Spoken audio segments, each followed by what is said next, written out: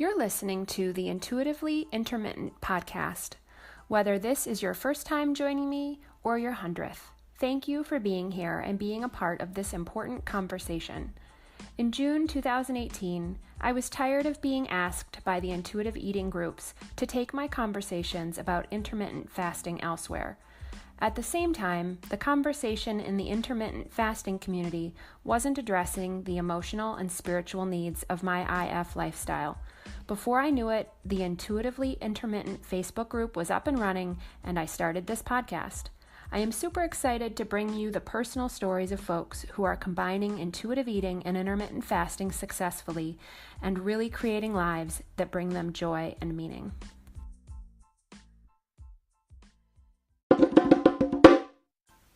Christy and I signed up to be Wild Tree reps back in April of 2017. We hadn't heard of Wild Tree before, and what we quickly found out is that Wild Tree is a certified organic source of convenience foods, like the ones that you would find in the middle aisles of your grocery store. Wild Tree products, though, they don't have any additives or other junk that are so prevalent in our food today. So there's no MSG, no dyes, no high fructose corn syrup, no artificial flavors or preservatives. So what does Wild Tree have? We have a bunch of spices and sauces and mixes along with other things, but all of the products are developed by a nutritionist and a dietitian. And when they're developed, they come along with recipes that use those products. And then, of course, there's countless ways that you can use them without the recipes. So 2 examples of that are that Christy and I, we really love the natural and the roasted garlic grapeseed oils. They have a higher smoke point than traditional olive oil, and that makes them a really good option for high temperature cooking. We've actually found since we started using grapeseed oil that the amount of oil we use has significantly decreased because it doesn't burn off as quickly. And another benefit of a higher cooking temperature is that it doesn't smoke out your space. So my brothers-in-law, for example, they live in Brooklyn, and they are huge fans of the grapeseed oil because it doesn't smoke up their apartment, which if you've ever been to apartments in Brooklyn, they can be kind of small. So the easiest way you can check out Wild Tree is to go to wildtreemeals.com, or you can download the Wild Tree Meals app from your phone's app store. And when you do that, be sure to use code Z4F7R to let Wild Tree know that you want to work with Christy and I. Your support of us in this way will help me continue the work that I'm doing with this podcast. So thank you for considering, and I look forward to helping you see how Wild Tree can fit with your life.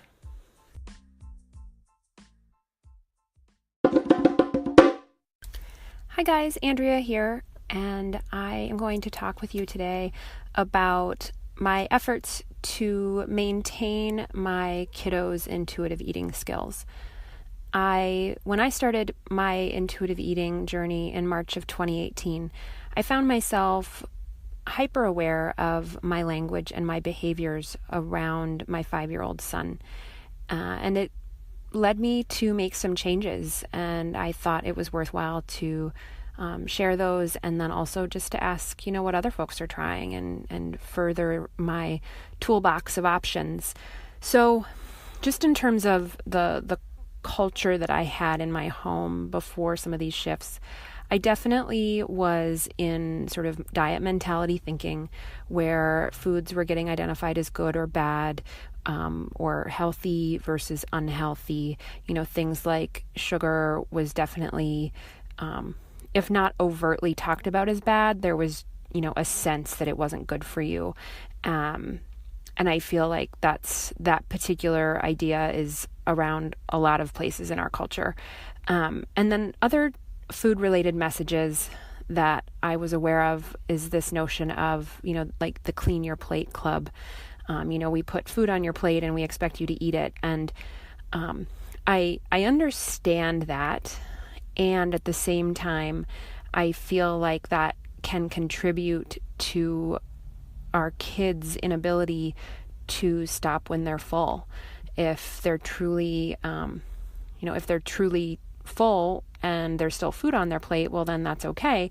And then the flip side of that too is if they stop before they are actually full, presumably they will get hungrier before the next meal. And so I feel like there's a lesson to learn that we don't necessarily give them the opportunity to learn that if we're constantly insisting that they clean their plate. And then the other thing that I was aware of is my tendency and our tendency as a society to use food as a reward or some sort of an incentive. I think it's one thing to use food as part of a celebration, like a birthday and whatnot, but I feel like it's really easy to, oh, you had a great day at school, let's go out for a treat, or, oh, you had a really cruddy day at school, let's go have some ice cream and help it feel better. And I think that, there's room for those things in moderation, but I just want to be more aware of when and how I'm using those specific messages. So my goal in evaluating these things is really to raise him in such a way that he hopefully doesn't lose complete touch with the innate intuitive eating abilities that he was born with. You think back to when a child is born and they know when they're hungry, they cry and they eat, and then they push away or stop when they're full. And then, you certainly can't get a kid to eat something that they don't like. And so I feel like our kids have these intuitive eating skills, and we start from them being very young, sort of untraining them in that realm. So there have been two major shifts that I've made since the middle of March that I wanted to share. One of them is with regards to donuts. So donut holes specifically. At my church, we always have donut holes available after the church service for coffee hour. And before, the behavior was that kiddo would come to me and ask how many he could have. And I felt like 2 was a reasonable number. And so I would, tell him he could have 2, and he would go get 2, and that was the end of it. So that doesn't, however, let him learn what is too much.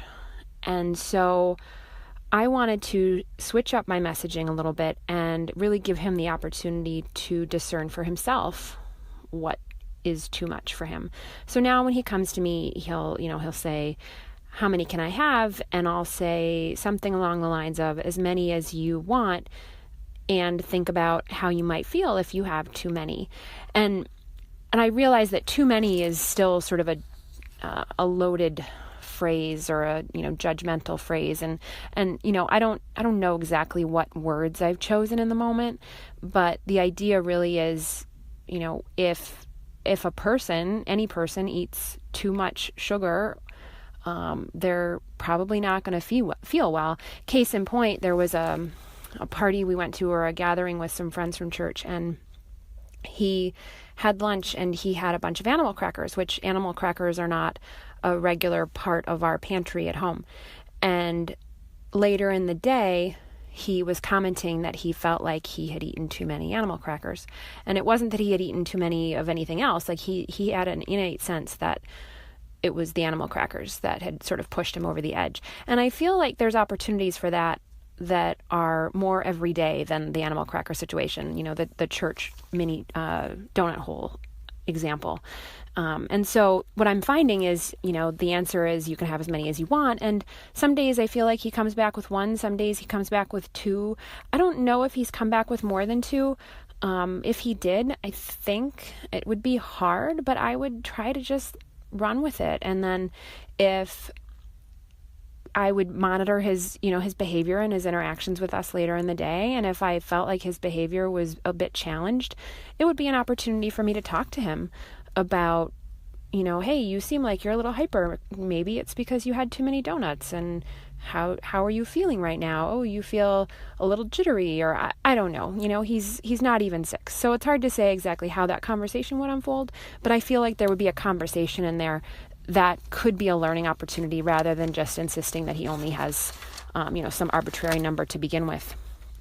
The other example that I wanted to talk about today revolves around candy. So, there's a lot of holidays in our society that don't necessarily revolve around candy, but candy and sweets and treats are a pretty significant part of it. Halloween being one.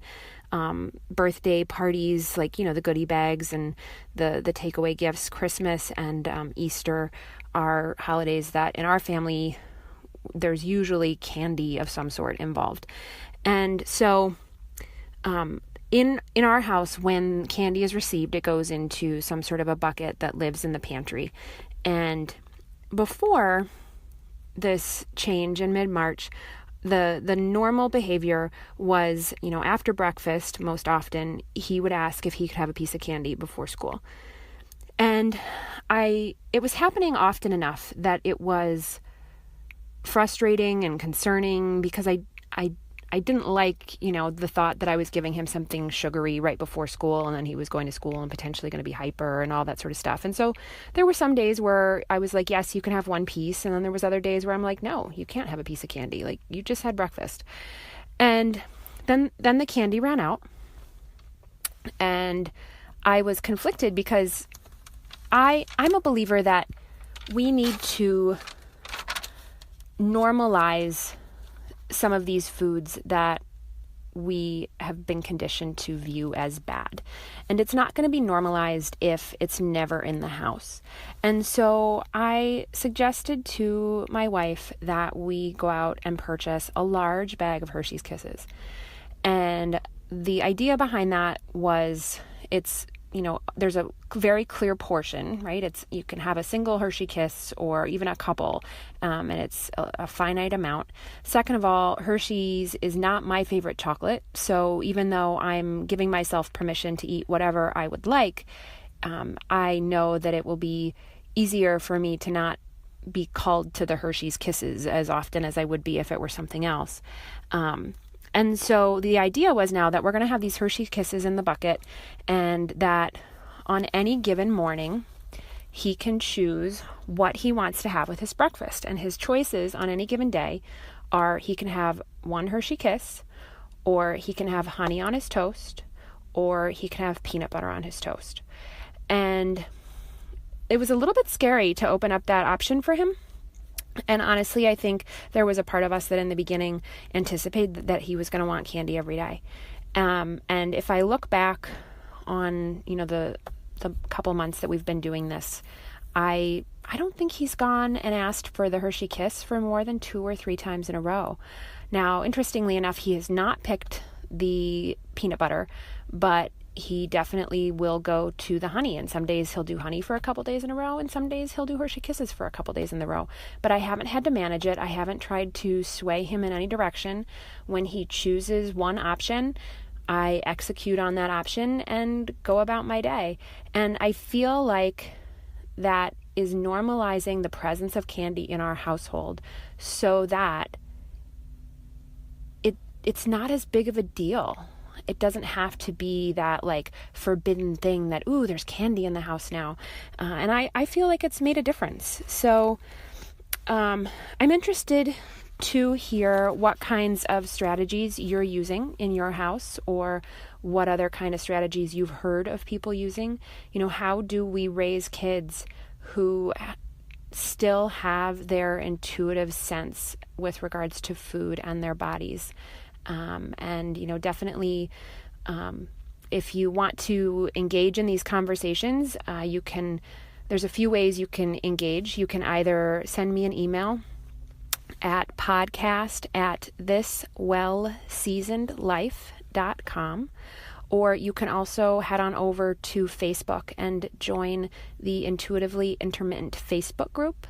And I would love to have a conversation in there about how we raise intuitive eaters, or rather how we don't unraise the intuitive eaters, because that's how they are born. So, I would love to have a conversation with folks about this, and, together, hopefully we can come up with a list of tools and tricks and help the next generation be slightly less disordered in their eating than my generation, and maybe yours too. So thanks for listening today, and I look forward to connecting with you soon.